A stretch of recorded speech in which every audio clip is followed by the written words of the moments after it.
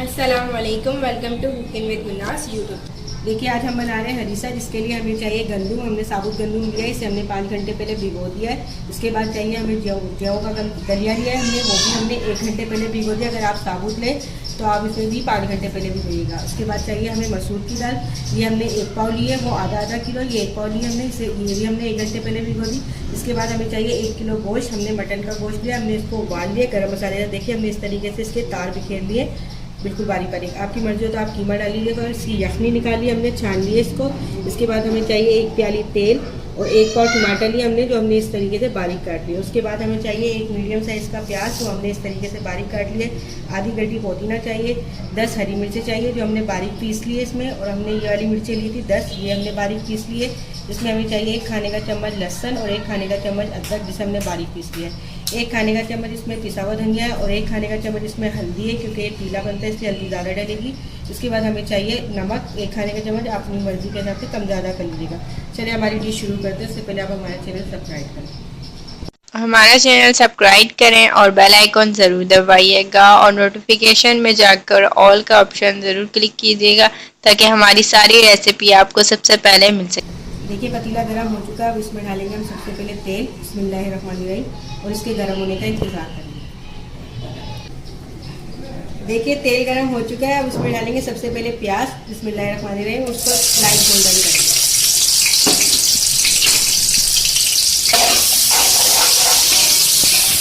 देखिए प्याज हमारी लाइट गोल्डन हो चुका है। आप देखें इतने ही चाहिए, ज़्यादा नहीं चाहिए, ज़्यादा डार्क नहीं करेगा। इसके बाद डालेंगे हम पुदीना, बिस्मिल्लाहिर्रहमानिर्रहीम, पुदीना डालेंगे। इसी के साथ डाल देंगे इसमें गोश्त, बिस्मिल्लाहिर्रहमानिर्रहीम। गोश्त हमने उबाल लिया था, अगर आप इसी उसमें कच्चा डालना चाहें तो कच्चा डाल लीजिएगा। इसके साथ ही हम डाल देंगे इसमें हरी मिर्चें, बिस्मिल्लाहिर्रहमानिर्रहीम, लाल मिर्चें, बिस्मिल्लाहिर्रहमानिर्रहीम।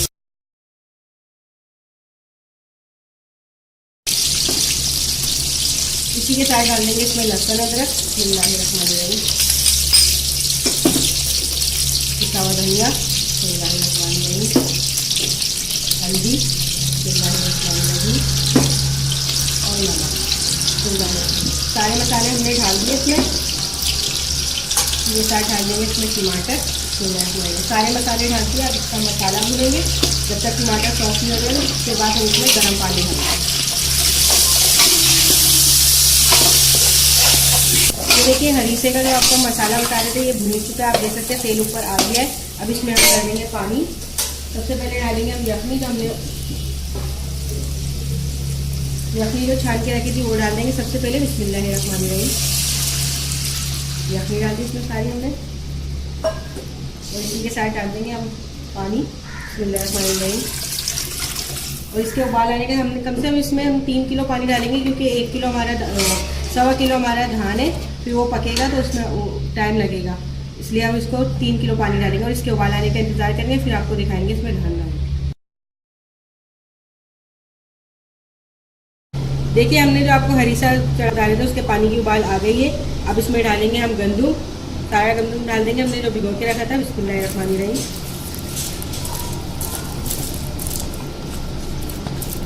इसके साथ ही हम डाल देंगे जौ का दलिया है, अगर आप साबुत डालना चाहें तो साबुत डाल दीजिएगा, बिस्मिल्लाहिर्रहमानिर्रहीम। ये भी हम सारा डाल देंगे इसमें, ये डाल दिया इसमें। अब इसमें डाल देंगे मसूर की दाल, ये हमने आधी ली है, वो आधा किलो थे, ये हमने पाव लिया, बिस्मिल्लाहिर्रहमानिर्रहीम। ये भी हम सारी डाल देंगे इसमें।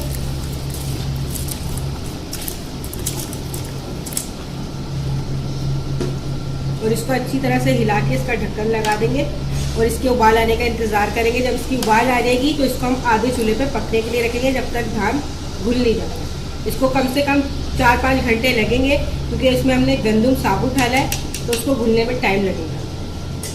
देखिए हरीसे को हमने जो हरीसे के पानी की उबाल आ गई थी, हमने इसमें धान डाल दिया, तो इसे पकते हुए 1 घंटा हो चुका है। आप देखें इसमें ये धान जो है फटना शुरू हो गया है। गंदम जो हमने साबुत डाला था, दलिया तो कटा हुआ ही था, तो देखिए घुलना शुरू हो गया। अब इसको और 2 से 3 घंटे और पकेंगे, मज़ीद पकाएंगे इसको, फिर आपको बताएंगे इसको घूटा लगाने का तरीका।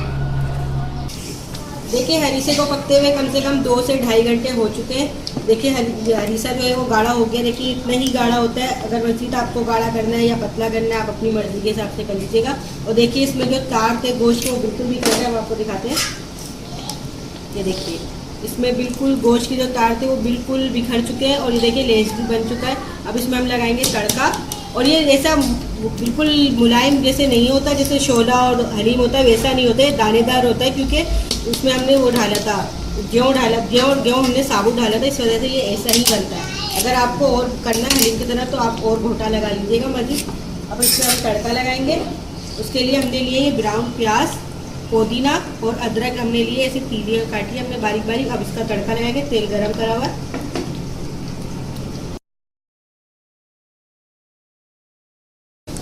ये देखिए तेल हमारा गरम है। हमने इसमें प्याज गोल्डन करे थे। अब इसी के अंदर हम ये तड़के का सामान डाल देंगे। बिस्मिल्लाहिर्रहमानिर्रहीम।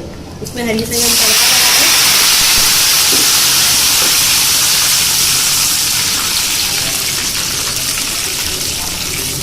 ये देखिए तड़का हो गया। अब इसमें डाल देंगे बिस्मिल्लाहिर्रहमानिर्रहीम। सारा डाल देंगे इसमें।